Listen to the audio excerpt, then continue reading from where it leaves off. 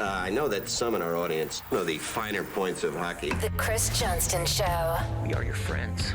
The biggest stories, bringing you inside the game. What did you hear? The Chris Johnston Show. What is going on? Here's Chris with your host, Julian McKenzie. Part of the game. The Stanley Cup Finals still underway. CJ was right. He would be back in Edmonton for Game 6. But we're not leading with the Stanley Cup Finals yet because all this activity, all this speculation, we have trades to talk about, CJ. Before we get into those trades, why is it that we're seeing all of this during the Stanley Cup Final? This feels very unusual. It is. I guess you started the first place is it's unusual that we're going to have a Stanley Cup Final game on June 21st and potentially June 24th for Game 7 if Edmonton can win one more time. So, I think it's partly that basically hockey doesn't usually get played into the summer solstice, but here we are. And, I do think as well, it's going to be an $88 million salary cap. There's maybe a little bit of relief in the system. And, eventually, teams got to get to it. So, we're talking about a couple trades here this week, but you're also, we have a waiver claim, a significant contract to Phil Hronek, an extension from Vancouver. Business is happening everywhere now. And I don't expect it to stop. I think that, the draft is only a week away, give or take. And so this window is, usually the two wires don't cross, but here we are crossing those wires and you're getting a few fireworks. What's it like for you where you're going back and forth between Edmonton and Florida and your focus is obviously covering the Stanley Cup Final? We've seen the stories you've been able to put out for The Athletic. And at the same time, some of those other stories are popping up, and obviously you still have to work the phones, talk to GMs. Just it feels as if you're in two different worlds and you're trying to make them work. Yeah, it's weird. It feels strange. But yesterday, for example, like when all the trades are going on, obviously was flying back to Edmonton. So a lot of that was happening while I was on a plane, and there's some limitations to that in terms of reaching out to people and the like. But it's unusual. It's just weird times. I guess the best thing I can do is lean in, because the last Cup Final game, which I know we'll get to, Game 5 for me was the best game of the series. Was just really compelling on all kinds of levels, and has made the series a little bit more interesting. But there's nothing that prevents the other teams from doing business. And as I say, I just feel like once the doors open a little bit, I'm not saying it's going to be a flood between now and the draft, but I don't think it's going to stop now until the cup's handed out. I just think that we're in this strange year where everything's colliding together. So I definitely think that the Stanley Cup Finals should be awarded earlier. The season should end in May. I'm completely in agreement with that, but there is a part of me, that still is a fan of the game that still thinks it's kind of cool that there is this news to kind of offset the fact that we have to wait 2 days between the next game. I'm very curious what maybe people around the league might think about this in terms of trying to make sure that all the eyeballs are focused on the Stanley Cup Final as opposed to having all this other league business around the league just kind of happen. I'm curious what your thoughts may be on that. Yeah, I think it's sort of antiquated thinking, and it certainly used to be prevailing thought that you want to try to not have news drop, at least the sort of news that you can predict or maybe influence the timing of during the final. But in this world that we all live in with the computers that we carry around in our pockets, essentially, who's ever focused on one thing at any point, right? So I think people can multitask. I think you could even make the case, I haven't thought through it enough, that it's not even bad for the final, that maybe it gets people's attention just about the sport in general. And then you're like, oh yeah, there is a game on Friday and it's a pretty big one. And you have this McDavid storyline going on. I think that there's room for both. And we've seen it in everything we do. Nothing drives interest, or very few things, to the degree of, the trade deadline, when there are a lot of rumors going on. And there's two fan bases that are extremely engaged in this series. The Panthers fan base and Oilers, but there's 30 others that, are hoping that their team could be playing for the Stanley Cup next year, or that they could at least be taking steps to be getting on a road that could lead to that kind of outcome. So, this is a way I think, in a sense, like this. It's not by design that this is how it's all happened, but I have a hard time thinking it's a bad thing. It's a bad thing for us, but I can't be selfish just because it is sort of weird to like cover the Cup final games, be at the airport, and all this stuff is happening. But it's also kind of funny. You can't really control it. I mean, there could have been trades at any point, and even the Ryan McDonough one happened much earlier in the playoffs, but that was during the playoffs times as well. So I think in today's world, you can't be like, now it's time for this, now it's time for that. It's just all chaos all the time. Before we get into the moves that have happened so far, do you get a sense of anything else coming down the pipeline ahead of Friday or anything else in the week? What could we be in store for over the next few days? Anything, just anything, literally anything kicking around your brain.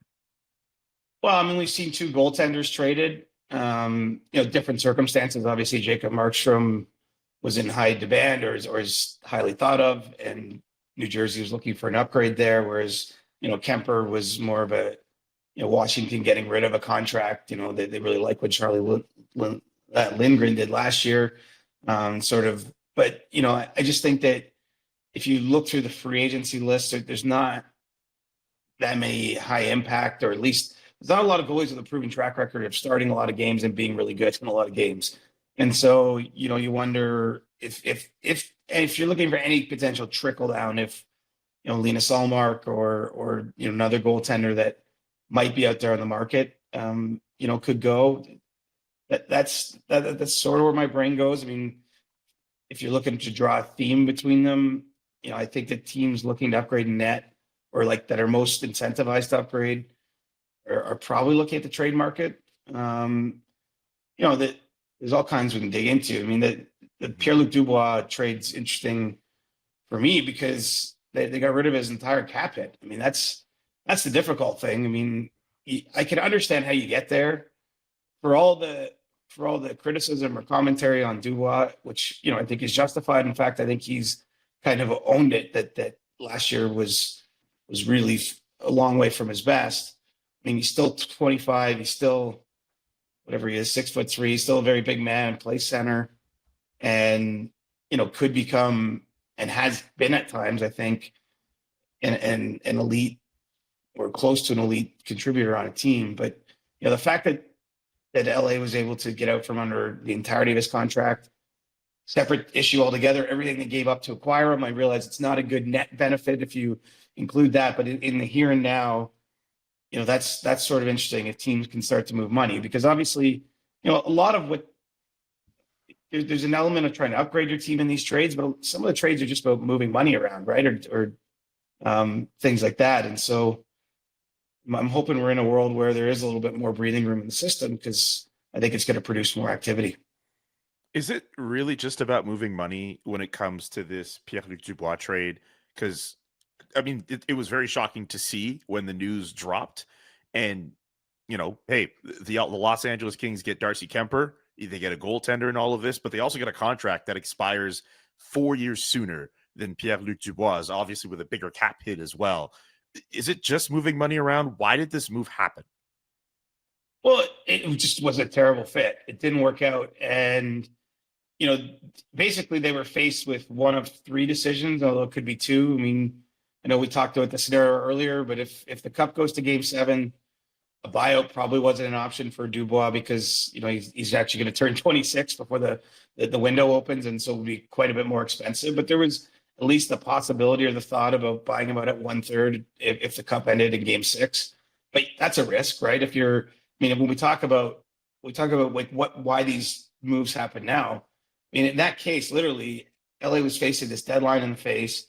Dubois gets trade protection that kicks in on July 1st. So if they go beyond that, then that is a whole different other set of circumstances. And so it's obviously it's an admittance that failure, that he was the wrong player, and they obviously bet huge on him. They traded, a pretty nice package of young players to Winnipeg in a sign and trade. They also, they got the Jets to even sign him to that eighth year.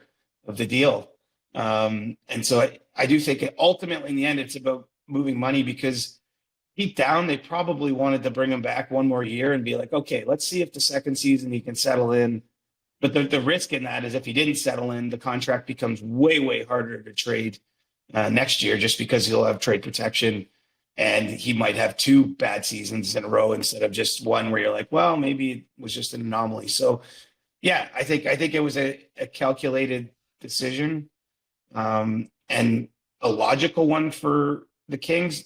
That being said, in totality, what's fascinating about it is I think you can argue it was the right move for them because they didn't retain salary, and all they're doing is bringing back a goaltender who's got a pretty good track record himself in Darcy Kemper, and frees up all this extra space to do other things. But the other side is you read off Velarde, the full package was not. I mean, it was a massive swing that they missed on, and they decided not to double down on it and risk that it could turn even worse. Yes. I'm also curious for this for the Capitals, because specifically with Dubois in his play, because he's still relatively young in his mid-20s. It's just 25, the man. best. He's young. 25 is a man. Let me not start thinking about my days at 25. But Pierre-Luc Dubois at 25, there should still be more to give in his game. I get that the best season he's had was a 63-point season, but there should still be more to go in this ceiling. I wonder if he could still reach that. What do you think about him as a player and the fact that he still should have more to give in his play? Well, clearly the Capitals think that. I mean, I saw a lot of jokes about, how did they acquire Cap Friendly and then go get that contract immediately after, or the other version of they acquired Cap Friendly so that no one can see what the contract is for the rest of the time. But those are good jokes. I did. I was enjoying that amid the chaos in 22C or whatever on my flight yesterday. I was kind of getting a chuckle out of some of that reaction. But I'll say this, that they're in this strange window where they're obviously not a team that wants to fully rebuild. They have players like Carlson and Ovechkin and kind of legacy guys, you'll call them, that they did squeak into the playoffs this year. I mean, they didn't last long. They got swept by the Rangers in round 1. But I didn't expect that. And so they're trying to make moves that will keep them competitive in the window while they have the legacy players still playing there. So, this is clearly an attempt at that. Let's remember, it's only in the last year that they've lost Nicholas Backstrom, longtime centerman there. Now they can roll out Strome and Dubois as their top 2 centers. It's certainly an improvement. And they have some younger players that they can play a bit lower in the lineup. But it's an improvement on where they were.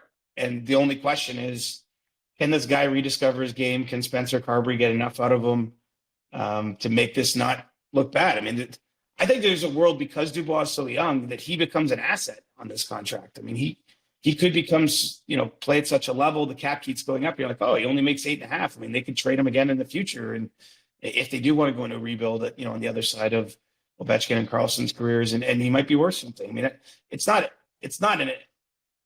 I don't have the crystal ball, as I like to say, but I just don't think that's an impossibility by any stretch. Because at his best, Dubois has been an impactful player. It's just, he asked out of Columbus and then Winnipeg, and then it went so sideways in Los Angeles. He's branded a certain way. And again, I think he's earned that with his play and some of what's led to him being on his 4th team in 7 years. But he was also the 3rd overall pick, and he's played some good hockey at his best in the NHL. And so you're just like, can you maximize one without getting too much of the other? Merchandise idea, CJ Show branded crystal balls. So that way, everyone who listens or watches the show could have their own crystal ball. Or at the very least, sometimes I wish I had one.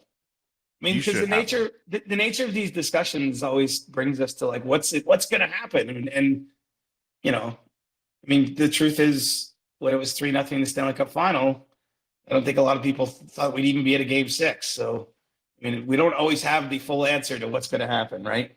And then you get it, and you're like, oh, wow, that's pretty interesting. And it sort of changes your view on the whole series. And I think there's just a world Dubois plays well next year. And you're like, oh, wow, the Kings just sort of gave him away. And like, it's crazy, man. It could happen. There's also a world where the Los Angeles Kings are able to make a run in the Stanley Cup playoffs because Darcy Kemper finds his game too. There's a reclamation project on both sides essentially. Yeah, it's just the money is so vastly different. That's what makes it an interesting trade for me.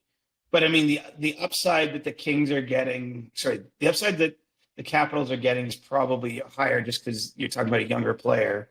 And so that accounts for it a little bit. But, often when you see these kind of moves where, I mean, they're not pure cap dumps, but there's an element of each team not being too happy about where they're at with the player.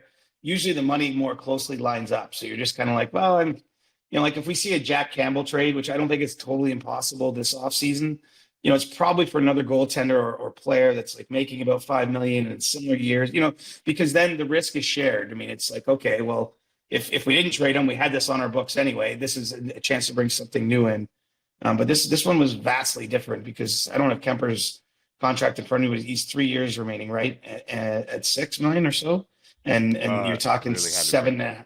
You're talking about 8.5 times 7 still left on Dubois. So it's it's a gamble, but a calculated risk that I think the Capitals, should be making in a sense. If they don't want to go to the bottom of the league, so they're going to need players, and this is one way you can get players. Yeah, Darcy Kemper contract expires 2027, 3 more seasons, including this one, with a modified no trade clause as well on that deal. By the way, with a cap hit of $5.25 million. We do our research on this show, or at least we have we conveniently have windows with the information up in front of us. We at least try to do that here on this show. Anything else about the trade you want to mention before I move on? Yeah, remember we were going to have like the correction panel for all the things we get wrong. I mean, we'd waste half the show at the end being like, CJ said this and it was really that. CJ said this and it was really that. Yeah, the good thing is that it hasn't happened too much, or that much at all, really. Maybe it's like 1 or 2 times. No, we haven't had many Owen Power moments since the Owen Power moment, but my phone's still recovering from that one. Okay, yeah. I don't want to be reminded of the Owen Power moment. Jeez. Okay, let's talk about the other goalie got traded yesterday, Jacob Markstrom.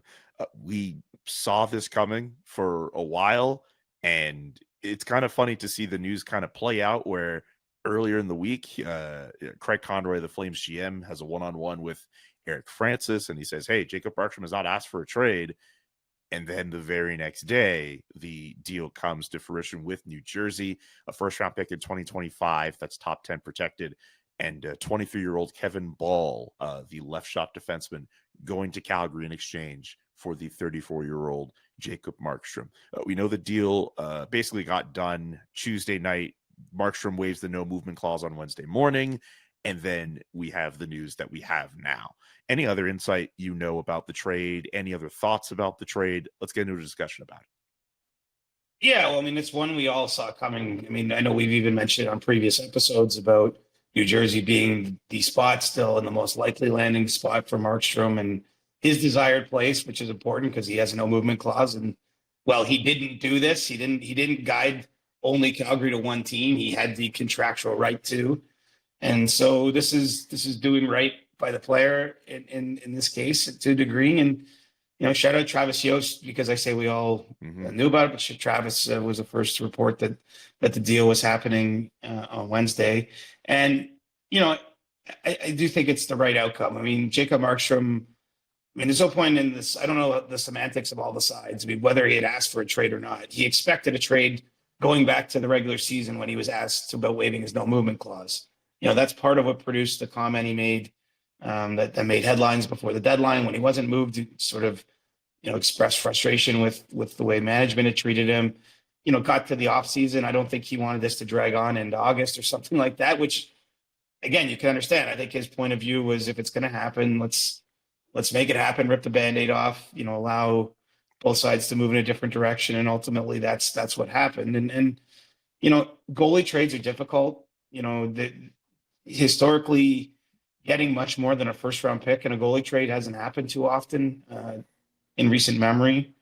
And so, I think Calgary did reasonably well in the deal. I mean, I can understand the point of view where like Jacob Markstrom at his best is a star-level player. This guy has gotten Vezina votes and has been a real difference maker. But, the whole goalies are voodoo thing is like, it's real. And I'm not saying Jacob Markstrom's voodoo, but it's just hard to compel a team at his age to give up much more than what New Jersey did. So, I think that eventually Calgary came to realize that there was a world that maybe New Jersey gets on Allmark and they make that deal. And then the market shrinks on Markstrom, and then they're stuck with perhaps a frustrated player.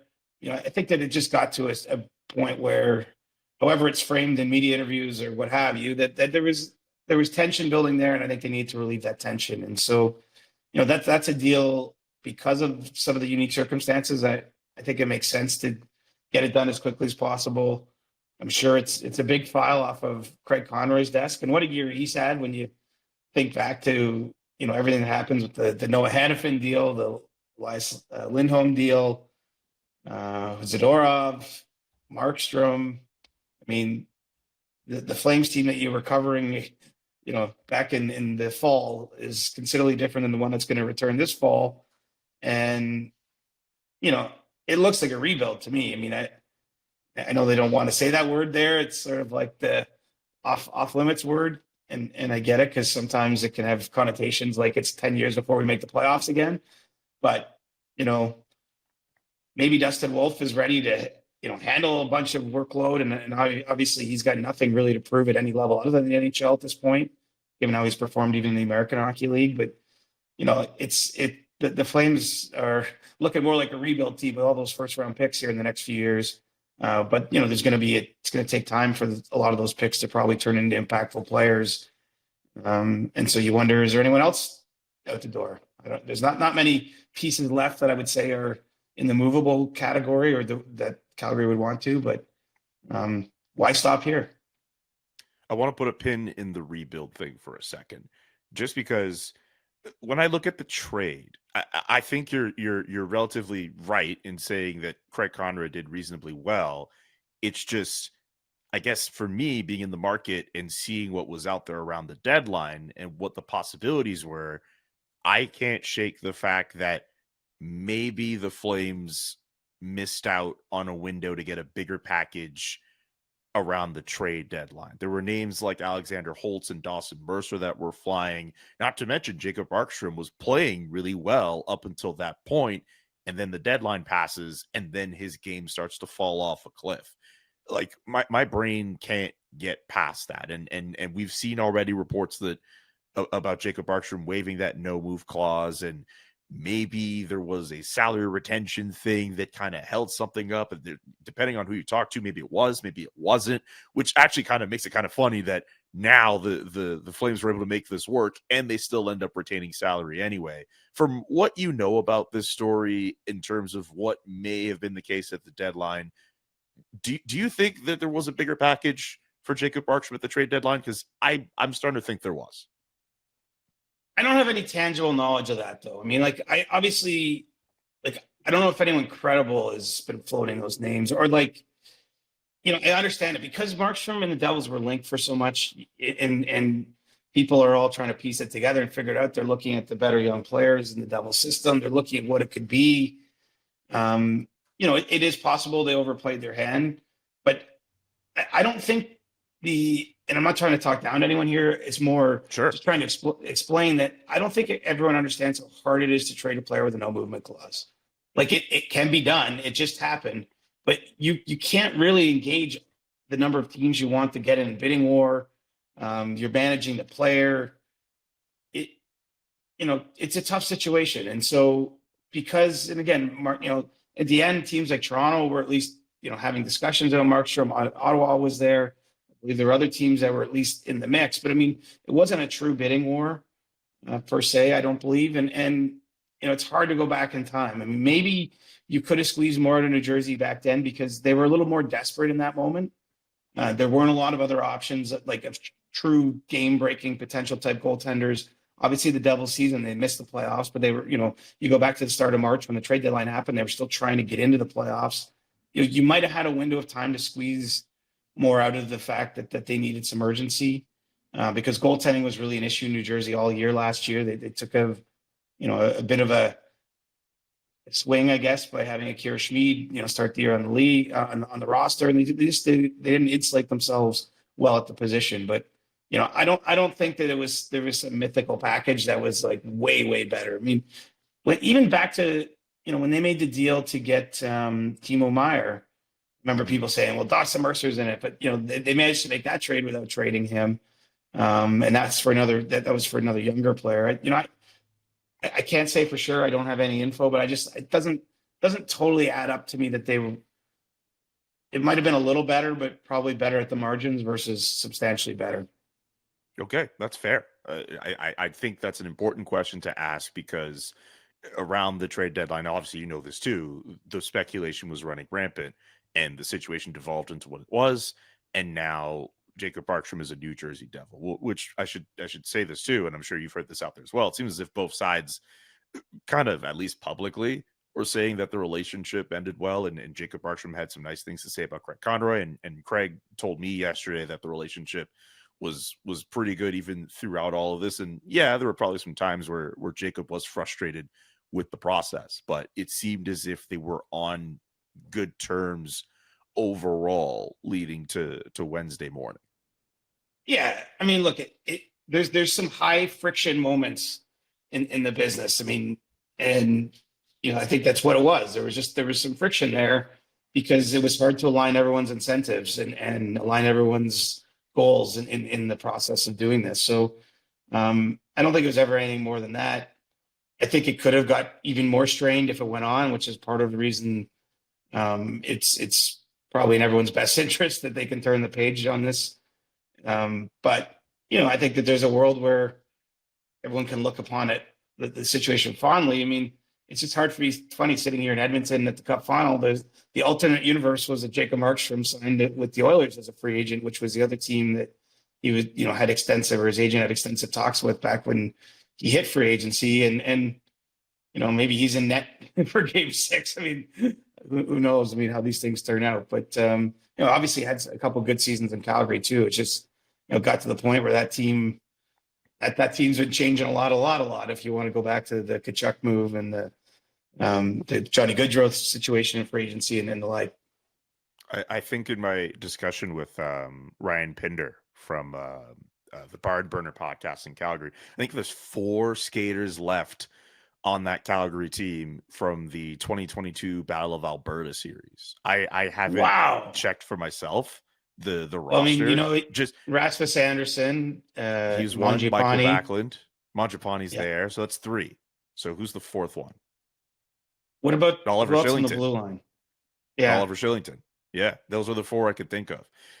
Yeah. So Blake Coleman wasn't part of that series. Did he come in after? No, Blake Coleman. So that's 5 actually. So it should be 5. Okay. He was there. In fact, Blake Coleman, he looked as if he had a role in that series. That he had the crazy. Yeah. Yeah, jeez. Yeah, I think we're gonna look back at that series for a long time and look at how both teams have progressed, or in the case of the Flames, maybe regressed from that series. We're gonna focus on that for a long time, and that gets me to the rebuild thing with the Calgary Flames. This is just me. Until I see it for myself, I'm not inclined to think the Flames are going down that path. I get they have the roster the way that it looks, and Dustin Wolf and Dan Vladar, at least for now, they look like the tandem. We'll see if that ends up being the case entering training camp. They also have almost nearly $24 million in cap space. And I get that they have those draft picks too. And I'm sure I know they're going to try to target a young player out there this offseason, kind of similar to what the Canadians have done the last few off seasons, getting guys like Kirby Dach and Alex Newhook. But there's just something about the situation that's there where, and just thinking of how seeing the players talk about how they want to make the playoffs and Craig Conroy saying that he doesn't want to fully rebuild and have a losing culture. And we've had discussions about rebuilds on this podcast, so I don't want to start that again. But all that to say, like, there have been signs for the last few months that the Calgary Flames do not want to go down the rebuild path. But you're right. After that Markstrom trade, it looks like that is going to be the likely option. But it's just, I could totally see a world where they go to free agency, they throw out some money at some players, not like big game hunting, but they at least still try to make a go of it, as opposed to just opening up more spots for kids and realizing, hey, you know what? We're not going to make the playoffs. Let's try to get as high of a draft pick as possible. Maybe it's not the perfect way to explain it, but I would love to be proven wrong this offseason when it comes to the Calgary Flames and their intentions. Yeah, I mean, look, it's just a big job. That's all I see. I mean, and so you have to, you're going to have to line a lot up together for me not to see them taking a significant step back. I mean, look, I know they played part of last season without the guys I mentioned, but they also had played part of the season with them. So now you're going into a campaign. You don't have those players in those spots, even for 30 games or however much time passed before they traded. I think it's going to be a different vibe around the dressing room. You know, they'll try to keep the expectations high, but, you know, players aren't stupid. they see the roster. They know what they're going up against, you know, night in, night out in a division. I mean, you know, even just if you look focusing on the Canadian teams, I mean, Vancouver has no intentions of stepping back. I think Edmonton, you know, they got a fascinating offseason, mostly because it's coming at them like a freight train, but they can't look at it right now. They have to keep the mind focused over here. But they got a big Draisaitl decision coming, and obviously trying to extend him, and then working through if they can extend him, or if he's not ready to make that commitment. Do they trade him? How do they navigate that? But you know, I just think that Calgary, for me, we're looking at a completely. This is the most incomplete picture ever, but they're going to have to really hit some home runs for me to be convinced that they can even be anywhere close to the playoff conversation next year. I agree with you on that. Everything I've said there, it's basically under the umbrella of this could all fall to crap. And they could essentially, not to think of the Montreal Canadiens. I know I keep making that connection between those two teams because I see the similarities. I think of that Canadiens team that just got out of the Stanley Cup final, Shea Weber and Carey Price ultimately playing their last games. They didn't go to that next season thinking, hey, you know what? You know, even though it was unexpected for us to be there, we're just going to fold and tank. Like, they went into that season with expectations, and then the bottom fell out.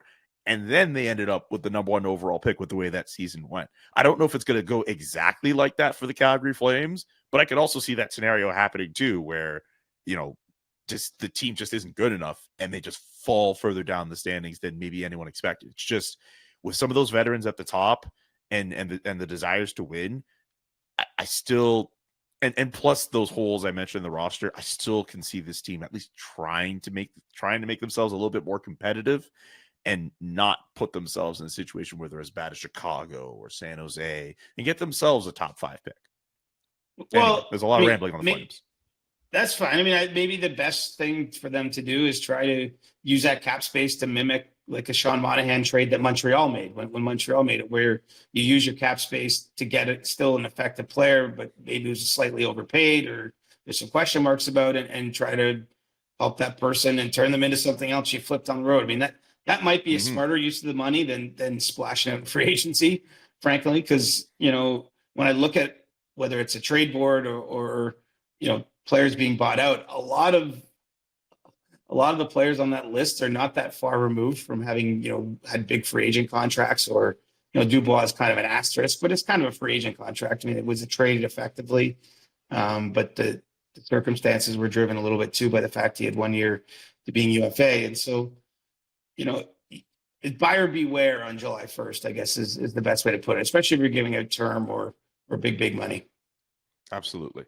Let's get to Philip Hronek. He signs an extension with the Vancouver Canucks, 8 years, $58 million, an AAV of $7.25 million. That got done on Tuesday. Your thoughts on the contract extension? Well, you know, it's a lot of money, but I think this is one thing everyone's got to get used to, is that now in a cap world where the money's going up, when you have effective players that are eligible for new contracts, I think we're going to start to see more and more money be paid out, whether it is the next Draisaitl deal, but even for guys like Sam Reinhart, who's, you know, got the potential to hit the open market after the Stanley Cup final ends. You know, some of the defensemen out there, you know, Brandon Montour, Matthew Roy, these guys, I bet, are going to get more money than some people are used to. And so Vancouver went with the known quantity. Obviously, he and Quinn Hughes had a great season together. I know Hronek in some ways, you know, had a fantastic start, and the finish maybe wasn't quite at the same level, but right shot defenseman, plays a premium position, logs a lot of minutes, put up reasonable amount of points. I mean, he was going to get paid somewhere, and the Canucks, I think, looked at all their decisions and they're making their bet on him. It's a pretty good sign. I think it was for a while we've kind of known this way, but that Elias Lindholm will be hitting the market. I mean, just because there's only so much money, I think they'll still try to take a run at keeping Tyler Myers and even Nikita Zadorov from the back end. But Vancouver, made their choice, so to speak. And I think that it's a pretty defensible contract, and now they just got to hope it ages well and the player ages well and that he's healthy and all those things that you do your best, but you can't fully control. So you have Hughes, Hronek there. If they find a way to make the money work with Myers and Zadorov, as you mentioned, I mean, this Vancouver Canucks team, they look like they're gonna. It's funny to see this team be competitive, man. They remember the Bruce Boudreau days. They were kind of stuck in that rut, and then Rick Tocchet turns them around. It is really fascinating to see how this team has done a complete 180 from where they were about a year ago, actually. Yeah, I mean, it's wild. And look at, you've got on the Florida side of the Cup final, you've got Oliver Ekman-Larsson playing for the Panthers and playing pretty well. And, we're only a year removed from him being bought out by the Canucks. I mean, the Canucks in some ways as an organization, I think, are still feeling the effects of the regime that came before the current regime and some of the mistakes made there, some of the bad contracts, bad trades, all those types of things. But they at the end of the day, they did inherit pretty good core. Now, it was Patrick Allvin and Jim Rutherford who were at the helm when they traded for Hronek. And part of the reason Detroit at that point, that was a surprising trade at the time. Remember, they used the first round pick that they had acquired in the Bo Horvat deal to get him. But, part of it was Detroit was seeing on the horizon, okay, this is a player that's going to be worth maybe more than we can or are willing to pay him. But Vancouver always had it, I guess, in their calculation that they were hoping that it would be a long-term relationship. And it seems like, certainly from Hronek's end of things, he was pretty focused on being a Canuck. And there's a dance that goes on in those negotiations, but they found their way to the right place. Okay. One more move to talk about. Barclay Goodrow put on waivers by the New York Rangers, and the San Jose Sharks pick him up off of waivers.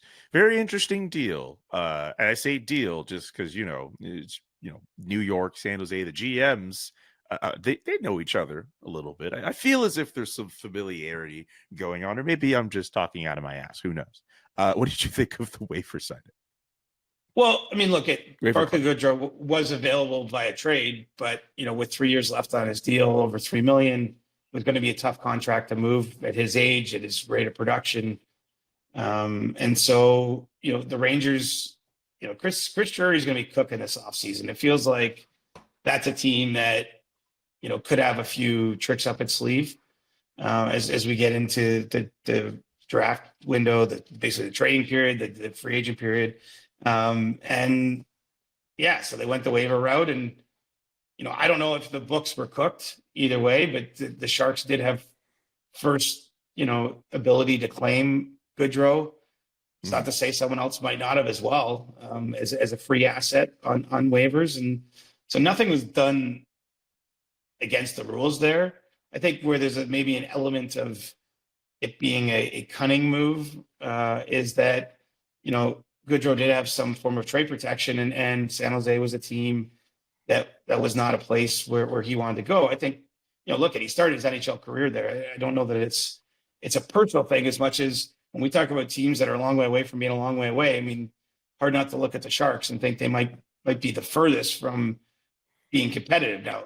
Look, they hold the number 1 overall pick. They have Will Smith signed now. I mean, they started to accumulate the pieces that I think will be part of the team when better days arrive. But that's probably happening after the point where Goodrow's contract is up. And so I suppose we'll just have to see where this goes, how it plays out. But Julian Brisebois has probably been the best GM of the last 10 years, or one of them certainly would be in the conversation. Kelly McCrimmon in Vegas. I mean, what do they have in common? Both of them make difficult decisions. Both of them at times make decisions that make you go, a little bit. And so I think this is one of those for the Rangers, but nothing was done against the rules, and just kind of is how it is. Okay. Last chance for you to mention any possibility of any, rumor or rumbling or anything. I know Travis Yost, funny enough, who got the Jacob Markstrom news out there. He mentioned there could be something between the Senators and the Flyers. We don't know what it is. Last chance we get to that before we talk about Game 6. Yeah, I mean, all I can say is everyone involved directly with those teams is very much downplaying or saying that's not happening, but I'm not coming out here saying he's wrong. I don't know who his source is, and look, it's open-ended enough. It could be a lot of things, because Ottawa, I think, is looking to obviously shake some things up. Something has to give on their blue line, with Jacob Chychrun coming off such a strong year, being 1 year out from unrestricted free agency, but they already have Shabbat and Sanderson signed to long-term, pretty premium deals. So, if it's not Chychrun being moved, maybe it's another defenseman, that Ottawa has to look at. I think that they'd look to shake up their forward group a little bit. They have to get a goaltender. So there's a lot of things. I mean, that was, again, it was open-ended enough. I'm by no means saying it's not happening or he's wrong. But all I can tell you is that the people that make the decisions in those organizations aren't copping to it if he's onto the scent. This episode of the Chris Johnston Show is brought to you by Shady Rays. Get ready for the season ahead with quality shades built to last. Our friends at Shady Rays have you covered with premium polarized shades that won't break the bank. Shady Rays is an independent sunglasses company offering a world-class product rated 5 stars by over 300,000 people. Their shades have durable frames and crystal clear optics, making them the perfect choice for all outdoor adventures. They have hundreds of options to choose from, so you're bound to find the perfect pair to match your style, like these beautiful bad boys over here. I've been kind of in and out, dealing with some family stuff, and I've had the opportunity to wear these out in the Caribbean while being with the fam. Love the black and the gold on my Shady Rays frames here. Big up to you guys. Love wearing them. Plus, if your shades ever go missing or take an unexpected hit, do not sweat it. They have the most insane protection in all of eyewear. Every pair is backed by lost or broken replacements. And if you don't love your shades, exchange them for a new pair or return worry-free within 30 days. There's no risk when you shop. Their team always has your back with personal and fast support. Go to shadyrays.com and use code Johnston for 50% off 2 or more pairs of polarized sunglasses. That's shadyrays.com and use the code Johnston for 50% off 2 or more pairs of polarized sunglasses. Okay. All right. That was the opportunity. It's time to talk about Game 6 of the Stanley Cup Finals, which will go down on Friday in Edmonton. CJ, you called it. You said this Thursday episode would be in Edmonton. At least you'd be in Edmonton for it.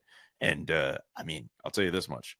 With the way this series is going, with the way Connor McDavid is playing, I root for outcomes and stories, not teams. There's a really big part of me that wants to see this series at least go to 7 games. I think for the drama, I think in terms of captivating the audience. Remember, the finals are on right now. The NBA finals are done. Like, this is the biggest thing that's happening in the sports world, at least in North America right now.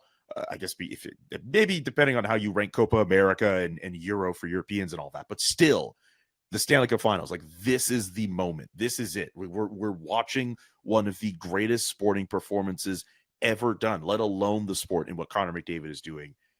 And the NHL has the Friday night to itself. Just would love your thoughts on how this series is going so far. Yeah, I mean, we finally have a series, right? I mean, it's been compelling all through in its own way, but it just didn't feel like when Edmonton gets behind 2-0 and then even 3-0, you're just thinking, wow, the margin for error is too small.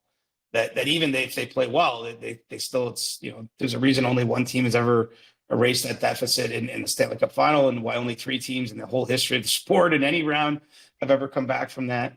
But there's only ever been one Connor McDavid.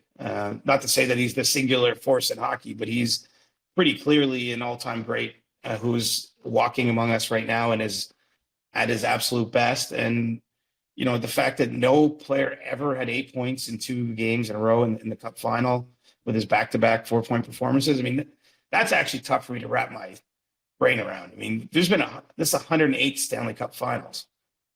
All the players that you would think about from way back, like the Believos, the Maurice Richard, through Gordie Howe, through Mario Lemieux and Wayne Gretzky and Messier and Curry, and just all the players that have played, the modern day guys, the Crosbys and Ovechkins. I mean, all those guys played in Stanley Cup Finals, and some of them, they played in multiple and many Stanley Cup Finals, and that none of them prior had done what we've seen McDavid do while facing elimination.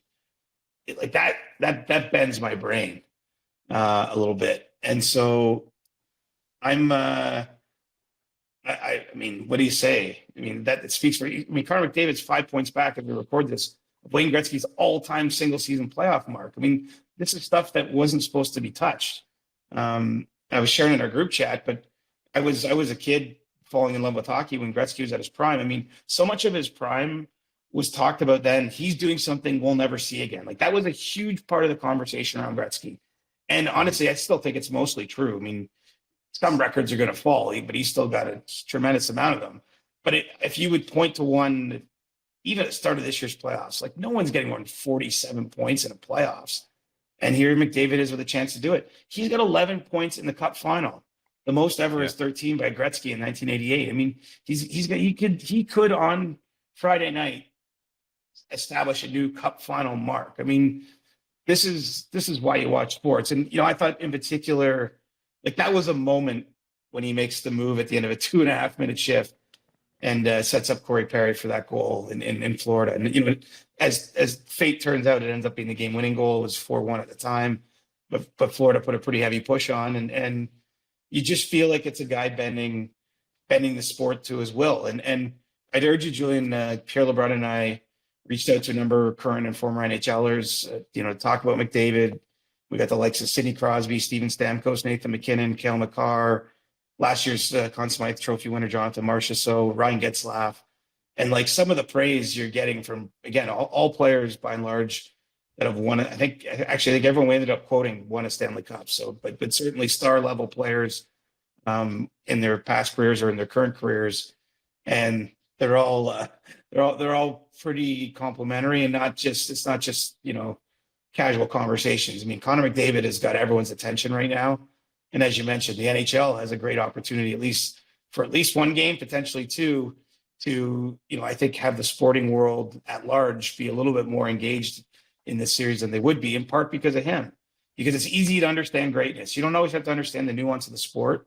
You see someone do what McDavid did, where he's, veers around Listerinen at center and then goes right through the heart of the team and gets the puck over to Perry. I mean, you don't have to understand how hard that is to do to know it's pretty hard to do and that you're not going to see it a lot. So, I mean, I'm starting to feel, you can probably hear my voice. It's, I haven't had late nights. I've just had a lot of flights, and I'm feeling the effects of the travel, but I certainly won't be complaining if I have to go back down there just because that moment, right?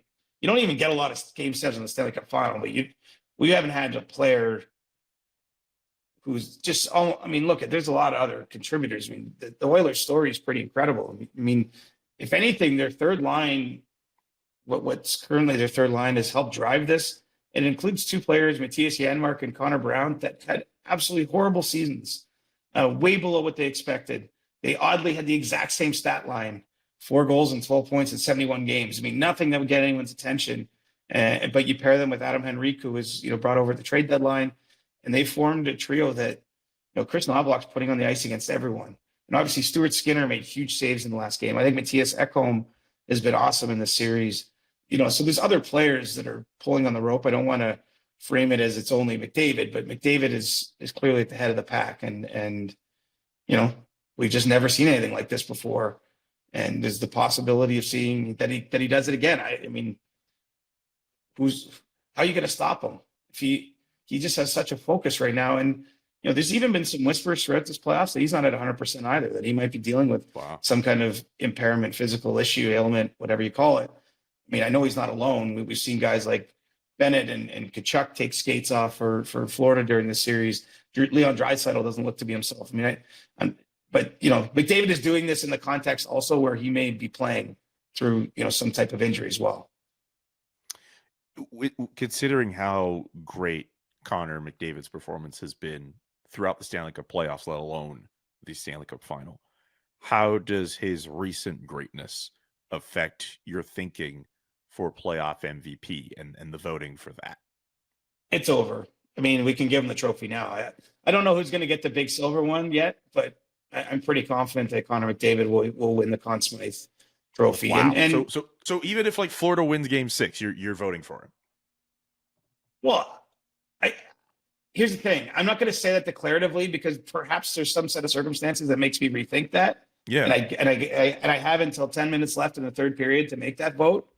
But I'm having a hard time cooking up the circumstances right now. I mean, Kachuk and Barkov are Florida's top 2 point producing players in the playoffs. They're at 43 combined, and McDavid's at 42. Like, let that marinate for a minute.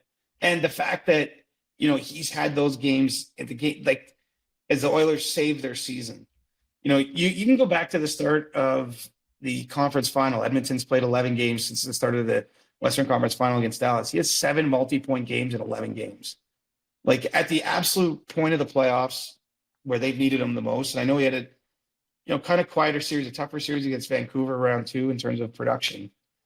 But, this guy's bringing it, and he's bringing it at a historical level. So I have a hard time imagining anyone else now winning the Conn Smythe Trophy. But, I'm not around soliciting votes. And as I say, I'm not going to say 1,000% I'm voting for him, but clearly I'm of a mind as we get to that game that's going to be his number 1 on my ballot. I mean, he was number 2 for me in Game 5.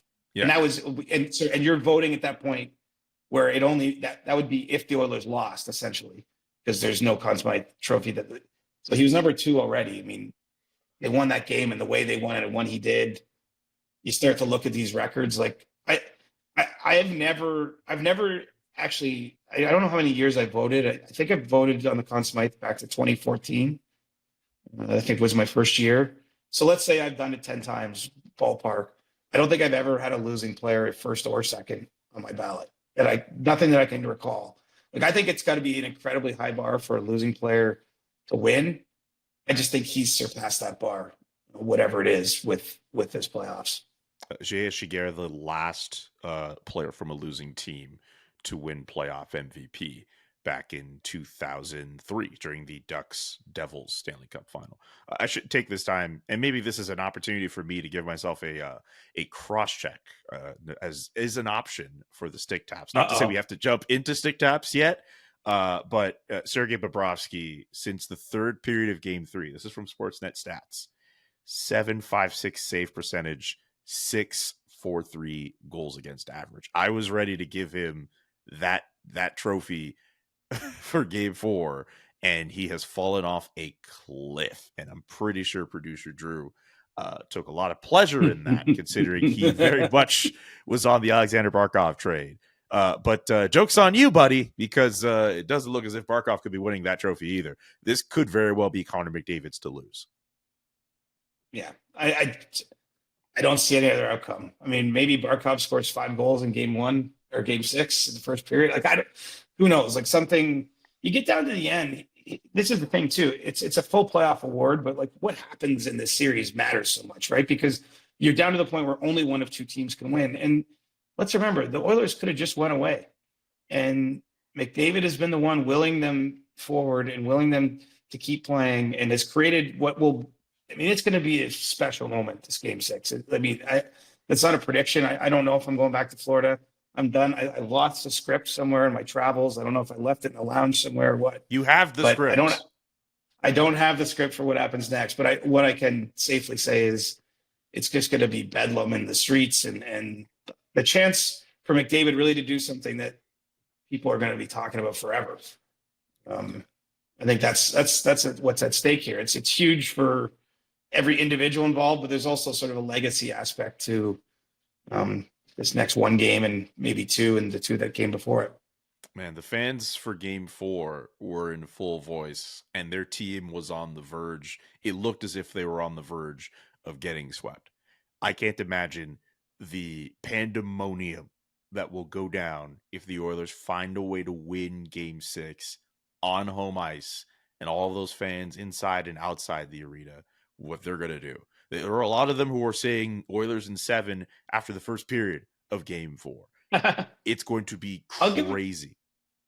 I'll give them credit for keeping the belief up. I mean, that's hard to do when you're staring up the mountain. Now, I mean, of course, you have belief. And Edmonton's won 4 games in this playoffs already now where they faced elimination. They came back from where they were in November, which was second last in the league at one point. I think was kind of their lowest point. I mean, they've given themselves a reason where they can say we can do this. Mm-hmm. Now they got to go do it. I mean, the talk is cheap. The talk gives us something to talk about between games of the series, but it doesn't really matter when the puck's dropped. And the Panthers let it not be overlooked. The Panthers really carried the play in the second half of that game. Now, some of that might be the score effects, the fact that Edmonton builds a lead, but the Panthers did some things, I think, that night that they can come into Game 6 with some confidence. But, you know, they're also coming in with that question about Bobrovsky that you raised. And, you know, it looks a little too much like last year's Stanley Cup final for their liking, I'm sure, behind the scenes, just because, you know, Bobrovsky ran out of gas in that series. It wasn't the reason they lost to Vegas, but certainly was not a helping factor. I mean, Game 1 of this series feels like it was played on the moon 2 years ago. It's so far in the past, is it? But remember how great Bobrovsky was. I mean, he stole them Game 1, 100%, and, you know, was good in the next couple games, but all of a sudden, everything's going by him. I mean, even in the loss to Game 3, Edmonton scored 3 goals. Then they scored 5 on him in Game 4 before he was pulled. Another 4 that went by him. I mean, that's, you know, doing quick math here. That's 12 goals in like not even 3 full games. So he's got something to prove here too, a little bit. And I mean, the good news for him is it only has to happen one more night and he gets to lift the cup. But Game 7, man, the drama would be crazy. It would be crazy. And that week would be insane for particularly us in the media who have flights to Vegas next week. Do you have a stick tap, sir? Dude, I've been on do you know how much laundry I have to find a way to do here? I wouldn't get a chance to go home if that's what happens. I feel for you, man. Like that what day is it? What day of the month is it? I think I flew out on June 6th and I haven't been home yet since. And then I have to go right. So I would go from June 6th to June 30th, which is the day I fly home from the draft. Oh my God. That's like 24 days straight. Like, so you've been away for 2 weeks straight. Damn. Yeah. And I'm not saying it really is not about me. Like, I'm doing the coolest thing in the world. Yeah. But it's starting to be real after like one more 15-hour travel day. Like, I'm just like, I feel like I got punched in the face a little bit. Seriously. I get you some tea, some lozenges. Like, you need a care package. You do. I'm gonna go get a ginger shot or something to boost my immunity after we're done recording here. Seriously. Is steak tap for you, sir? Do you have one? Why don't you start? I'm gonna default to the cross check. Oh, you already cross checked yourself. I cross checked myself for jinxing Sergei Bobrovsky. I am convinced I did it because I propped him up, put him on this pedestal, and since then he has not played like himself. That being said, Friday he can change the narrative, and the Florida Panthers can win the Stanley Cup. Maybe he doesn't win playoff MVP. Who knows? But he can say that he could be a Stanley Cup champion. And then we could start talking about his Hall of Fame candidacy because he could have a case to make. I will stick tap Connor Brown then because this guy went through hell and back to have a moment like the one he did early in Game 5 with the shorthanded goal to open the scoring. You know, went almost I think it was 2 calendar years without scoring a goal. Partly that is because he missed all of 2 seasons ago when he blew out his knee in Washington. You know, played 50 games or so this season before he scored finally. Had that difficult regular season that I'm referencing, but man, he has like found himself. Like he's an unrestricted free agent. I'm not saying he's leaving, but if he hits the market, I actually think he's played himself to a point where he'll be in demand again. And other teams will want him because his skating is back. And that's the thing that was missing, I think, as he first returned from that knee injury and knee surgery, and first class guy. And you know, I think he deserves his flowers for pushing through what had to be some tough times, both rehabbing a knee injury for an entire season and then coming to Edmonton and it really not going well until about March. And since then, the switch has been flipped. And I mean, that might be, other than McDavid, it might be their most important line in the series. They've played a lot of minutes head to head with Barkov. Now they've freed McDavid up to play some different types of minutes, and they haven't stumbled yet. And as I said, three guys not really the most heralded at this point in their careers, and two of them in Janmark and Brown that they're true bottom sixers all day long. All right. Worthy of a stick tap. That's going to do it for the Thursday show. We'll be back on Monday. Will there be a Game 7 to talk about when we do the show next? Who knows? Be sure to check out CJ's work at The Athletic, including, and I believe this just dropped, his NHL trade big board, what he's hearing about the off-season's top targets. If you're a Leafs fan, you're going to want to see who's number one on that list. The Chris Johnston Show. Inside the game, twice a week. Follow Chris on Twitter @ReporterChris. And follow Julian McKenzie @JK McKenzie.